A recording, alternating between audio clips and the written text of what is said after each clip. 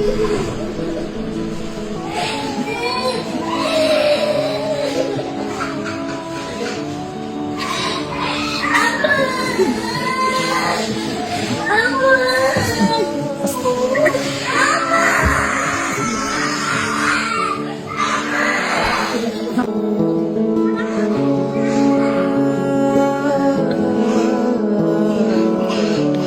মা তো শেষমেশ চলেই গেল, কিন্তু এই যে মা চলে যাওয়ার যে শূন্যতাটা, এই যে বেদনা, এই যে অপ্রাপ্তি, এটা কি কখনো বাবা পূরণ করতে পারবে? বাচ্চাটার মনে যে হাহাকার, চিৎকার, এই জিনিসটার পূর্ণতাটা কখনো কি বাবা পূরণ করতে পারবে বলেন? ভাই সোশ্যাল মিডিয়াতে যখন এই ধরনের ভিডিওগুলো দেখি তখন লিটারালি ইমোশনাল হয়ে যায়, মানে নিজেকে ধরে রাখা যায় না, খুব কষ্ট লাগে ভাই। আমি এই ভিডিওটা দেখার পরে আমার এত খারাপ লাগছে, দ্যাটস হচ্ছে আমি ক্যামেরাটা নিয়ে সামনে বসছি যে না কিছু একটা বলি। ভাই ভাই তোরা যখন ডিভোর্সই দিবি তাইলে ভাই বাচ্চা কাচ্চা কেন পয়দা করলি ভাই? ভাই বাচ্চা কাচ্চা কি দোষ করছে বল? মানে তোদের সাংসারিক ক্রোন্দলের বলি হয়ে গেল বাচ্চাগুলা, ঠিক আছে? তোরা তো কোরবানি দিয়ে দিলি তোদের সাংসারিক ক্রোন্দল দিয়ে। এগুলো খুব খারাপ লাগে বুঝছেন।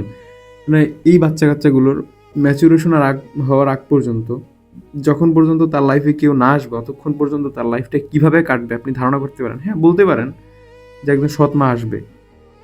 ভাই একটা সৎ মা তার আপন মায়ের সেই শূন্যতাকে কখনো পূরণ করতে পারে?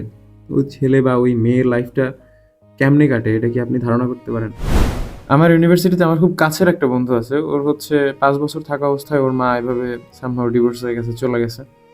ভাই ওর মাঝে মাঝে ওর ফ্যামিলিগত বর্তমান কন্ডিশনটা আমার শুনলে এত খারাপ লাগে ভাই। ও লিটারালি আমাদের সাথে মাঝে মাঝে বাসায় এসে কান্নাকাটি করে যে, ভাই আমার লাইফটা এরকম, তোমাদের লাইফটা এত সুন্দর। ভাই আমি ওই ওর কথাবার্তা, ওর সিনারিওগুলো শোনার পর থেকে আমি আস্তে আস্তে রিয়েলাইজ করা শুরু করছি যে একটা ছেলে বা একটা মেয়ের লাইফে যখন মা জিনিসটা না থাকে তখন তার জীবনটা কতটা শূন্যতায় কাটে। এই বাচ্চাটার তো একদিন হয়তো বিয়ে শাদী করতে হবে, কিংবা আপনারা হয়তো সমাজে সবসময় লক্ষ্য করবেন যে যেসব বাচ্চা কাচ্চার হচ্ছে মা বাবার প্রিভিয়াসলি ডিভোর্স হয়ে যায়, তো ওদের বিয়ে শাদীর সময় কেমন একটা জটিলতা পড়তে হয়। ভাই এরকম ফিউচারে অসংখ্য ঘটনা হয় যেখানে হচ্ছে মা বাবার ডিভোর্সের কারণে ছেলেপেলেকে অনেক বেশি সাফার করতে হয়, ঠিক আছে?